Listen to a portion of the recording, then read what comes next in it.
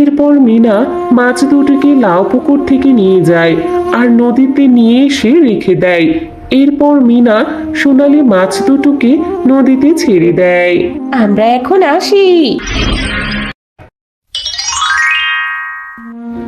খাবো না, আমি ভাত খাবো না। প্রতিদিন এই ডাল ভাত খেতে আমার একদম ভালো লাগে না। কি রে মা মিনা, তোর আবার কি হলো? এভাবে পেতনির মতো বসে বসে কান্না করছিস কেন? মা দেখো, বাবা আমাকে পেতনি বলেছে। আহ, কি বলছো? তোমাদের প্রতিদিন এই বাবা মেয়ের ঝগড়া আর ভালো লাগে না। পেতনির মতো কাঁদবো না তো কি করব? প্রতিদিন যে তুমি এত এত মাছ ধরে আনো, তুমি সেই মাছগুলো কি করো বাবা? এত এত মাছ ধরে আনো, তারপরে আমি ভাত খেতে এলে মাছ পাই না। তুমি এত মাছ কি করো বাবা? শেফা, শোনো তুমি তোমার মেয়ের কথা। মাছ ধরে যদি বাজারে বিক্রি না করি তাহলে এই চাল ডাল কি করে আনবো বলো তো? থাক বাবা, তোমাকে আর মাছ আনতে হবে না। আমি এই ডাল দিয়েই ভাত খাবো। আমি আর কখনো মাছ দিয়ে ভাত খেতে চাইবো না বাবা। শেফা, শোনো তুমি তোমার বোকা মেয়ের কথা। না রে মা, তুই কান্না করিস না। আমি আগামীকাল যতই মাছ ধরে আনবো সব মাছ বাজারে বিক্রি করব না। সবগুলো মাছই আমরা আমাদের খাওয়ার জন্য রেখে দিব। তুই আর কান্না করিস না মা। আমার লক্ষ্মী বাবা, এই তো বাবা তুমি বুঝতে পেরেছো। কি মজা কি মজা! আমি আগামীকাল মাছ দিয়ে ভাত খাবো। ইয়ে!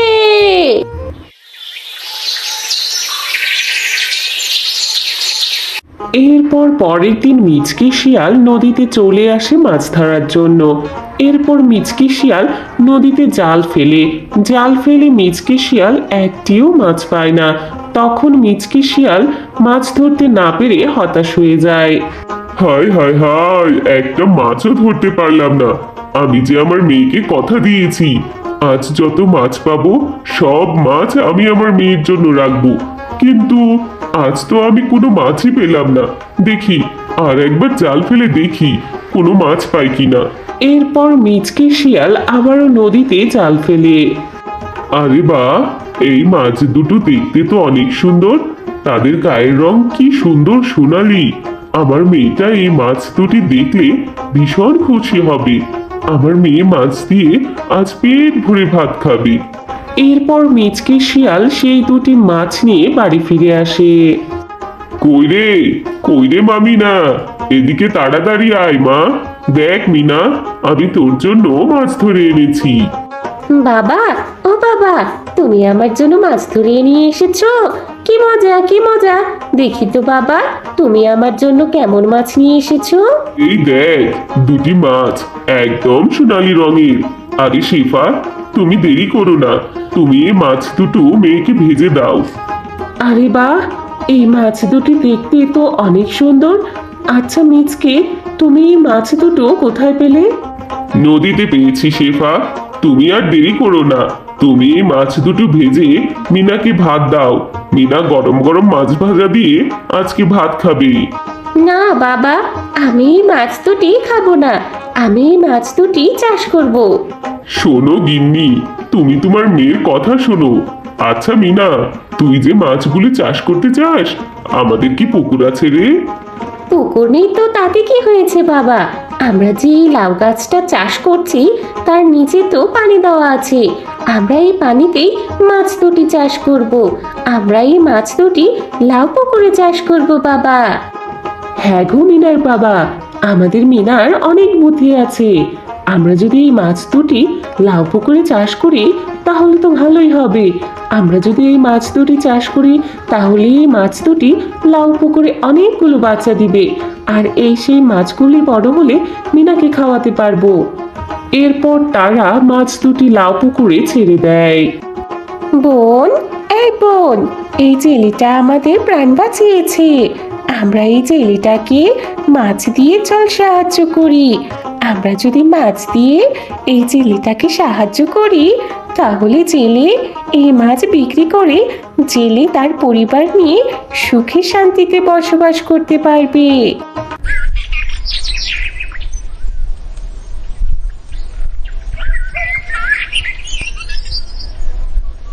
এ কি, আমি কি দেখছি? এই মাছ দুটি একদিনে এতগুলো মাছ দিল। আজ থেকে আমি এই লাউ পুকুরেই মাছ চাষ করব। আমি বরং মাছগুলো বাজারে নিয়ে যাই বিক্রি করার জন্য। এরপর মিচকি শিয়াল সেই পুকুর থেকে মাছ ধরে এক ঝুড়ি মাছ নিয়ে বাজারে বিক্রি করতে চলে যায়। বাজারে মিচকি শিয়াল মাছ তরতাজা দেখে সমস্ত ক্রেতারা মিচকি শিয়ালের কাছ থেকে মাছ কিনে নিয়ে চলে যায়। এভাবে দেখতে দেখতে মিচকি শিয়ালের সব মাছ বিক্রি হয়ে যায়। এরপর মিচকি শিয়াল খুশি মনে মাছ বিক্রি করে বাড়ি ফিরে আসে। ওগো, কি ব্যাপার? আজ তোমাকে এত খুশি খুশি দেখাচ্ছে কেন? খুশি হব না তো কি করব গিন্নি? আজ এতদিন পরে এতগুলো মাছ বাজারে নিয়ে বিক্রি করে এলাম। আচ্ছা শেফা, তুমি আমাকে এখন ভাত দাও তো, পরে কথা বলবো, খুব খিদে পেয়েছে। আরে শেফা, তুমি আজ এত ভালো ভালো রান্না করেছো বাড়িতে। তা তুমি বুঝি মাছ দেখে খুশিতে আত্মহারা হয়ে গেছো? বাবা, কি যে বলো! বাড়িতে যদি একটা মাছের পুকুর থাকে তাহলে তো বাড়িতে এত এত মাছের তরকারি রান্না হবে। এইভাবেই মাছ দুটি প্রতিদিন পুকুরে অনেক অনেক মাছ দিতে থাকে। আরে শেফা ভাবি, তোমারা তো দেখি বাড়িতেই মাছ চাষ করছো। তা শেফা ভাবি, তোমরা তোমাদের পুকুর থেকে এই সোনালী মাছ দুটি আমাকে দিবে? আমিও বাড়িতে মাছ চাষ করব। ঠিক আছে মুন্নি ভাবি, তুমি বরং কাল এসে এই পুকুর থেকে মাছ দুটি নিয়ে যেও। এই কথা শুনে মুন্নি শিয়ালিনী সেখান থেকে চলে যায়। বোন, এবার আমাদের কি হবে? আমার না এই শিয়ালিনীকে ভীষণ লোভী মনে হচ্ছে। এখন যে আমাদের কি হবে? এই শিয়ালিনী যদি আমাদের কোনো ক্ষতি করে দেয়? বোন, আমাদের মনে হয় দিন এখানেই শেষ হয়ে যাবে। জাদুর মাছ দুটির কথা মিনা দূর থেকে দাঁড়িয়ে শুনে ফেলল।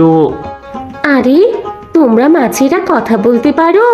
তোমরা কোনো চিন্তা করো না, আমি তোমাদের সব কথা শুনেছি। তোমরা আমাকে বলো তোমরা কোথায় নিরাপদ, আমি সেখানেই তোমাদের দিয়ে আসবো।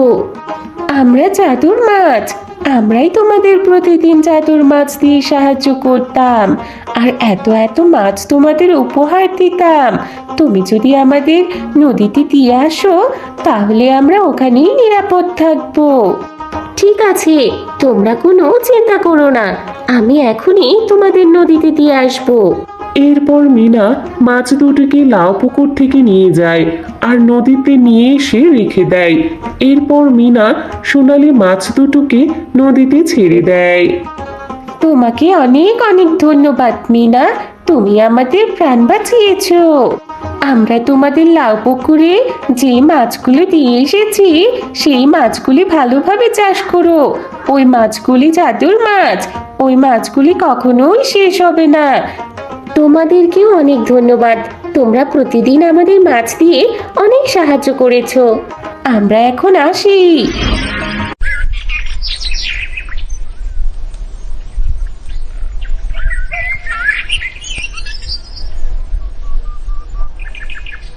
না জানি এই সোনালী মাছ দুটোর কত কষ্ট হয়েছে। এভাবে প্রতিদিন কত কত মাছ দিয়ে আমাদের সাহায্য করেছে। যাই হোক, ভালোই হয়েছে, মাছ দুটো নদীতেই নিরাপদে থাকবে। হ্যাঁ রে মিনা, তুই মন খারাপ করিস না রে মা। আমরা এই জাদুর মাছের দেয়া মাছের উপহার অনেক যত্ন করে আমাদের লাউ পুকুরে চাষ করব। আর এই লাউ পুকুরে চাষ করা মাছ আমরা বাজারে বিক্রি করব। আর এই মাছ বাজারে বিক্রি করলে আমাদের সংসার ভালোভাবেই চলবে রে মা। এতদিনে আল্লাহ আমাদের উপর রহমত করেছে এই জাদুর মাছের দেওয়া মাছের উসিলায়।